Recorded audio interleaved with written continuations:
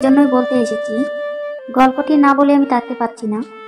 আমার এই গল্পটি আমি অনেকের কাছেই বলতে চেয়েছি, কিন্তু কেউ আমার এই গল্পটি শুনতে চায় না। তাই আপনাদের কাছেই বলতে এসেছি, এবং আপনারা যদি আমার এই গল্পটি শুনেন, আপনারাও এখান থেকে শিক্ষা নিতে পারবেন, এবং আমার মতো এরকম ভুল যেন কোনো মেয়ে না করে, এই কারণেই আপনাদের কাছে এই গল্পটি বলতে চাই। তাই আপনারা আমার গল্পটি মনোযোগ সহকারে শুনবেন, এতে আশা করি আপনাদেরও অনেক উপকৃত হবে। তাহলে চলুন আমি আমার গল্পটি শুরু করি। আমার ফ্যামিলিতে আমার আব্বু নাই, আম্মু নাই, আমি একাই। একটা আন্টির বাসায় থাকি। কাকা মামা তারা আছে, তারা আমাকে দেখে না।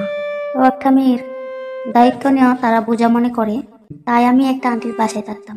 থাকার পর সেই আন্টি আমাকে ঢাকা নিয়ে আসে, আমাকে নিজের মেয়ের মতোই ভালোবাসে। নিয়ে আসার পর আন্টির বাসায় থাকি। তো সেখানে পাশাপাশি একটা আবাসিক হোটেল। তো আমি অনেকবার জানার চেষ্টা করি, আন্টি যে বাসা বাড়ির কাজ করে আন্টির সাথে যাই। তখন সেই লেখাটা আমার চোখে পড়ে। তখন দেখি জোড়া জোড়া ওখানে ঢুকে। তখন আমি আন্টিকে জিজ্ঞেস করি যে আন্টি এটা কি হোটেল, খাবার হোটেল? তখন বলতেছে এত কিছু জানতে হবে কেন, পাকনামি করো কেন, চুপচাপ আমার সাথে হাইটা চলো। কিন্তু আরেকদিন আমি বাসায় ছিলাম। সেদিন আমি বের হয়েছি রুম থেকে। বের হয়ে গিয়ে আমি হোটেলের মালিকের সাথে জিজ্ঞেস করি যে ভাইয়া এটা কি, এখানে কি করা হয়? তখন উনি আমাকে আড়ালে নিয়ে দেখে বলতেছে, জানা কি খুব জরুরি? তখন আমি বললাম আবাসিক হোটেল, আমি দেখি জোড়া জোড়া ঢুকে, কিন্তু খাবার টাবার তো কিছু দেখি না। তখন বলে এটা খাবার হোটেল না, এটা থাকার হোটেল। এখানে ছেলেমেয়েরা আসে, একসাথে থাকে। আমার এখানে কন্টাকে 5-6টা মেয়ে আছে, তারাও কাজ করে, ছেলেরা এসে করে টাকা দিয়ে যায়। তো আমাকে বলতেছে তুমি যদি থাকো এখানে, প্রতি শহরে তুমি 1000 করে পাবা, জয়টা করবা এত টাকা তুমি পাইবা। তখন আমি বলি শর্ট বলতে কি? তখন বলে একটা ছেলে তোমার সাথে তাইকে যাইব, একবার থাকবে, জয়টা করতে পারো তুমি। তখন আমি বললাম আচ্ছা ঠিক আছে।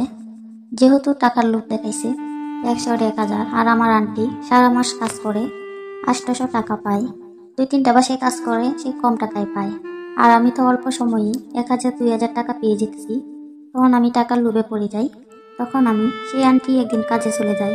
হঠাৎ করে কাপড় চোপড় নিয়ে আমি হোটেলে উঠে যাই।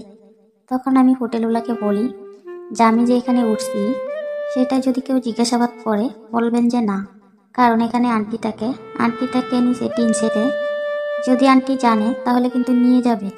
আমি যে এখানে উঠছি এটা কেউ জানি না জানে।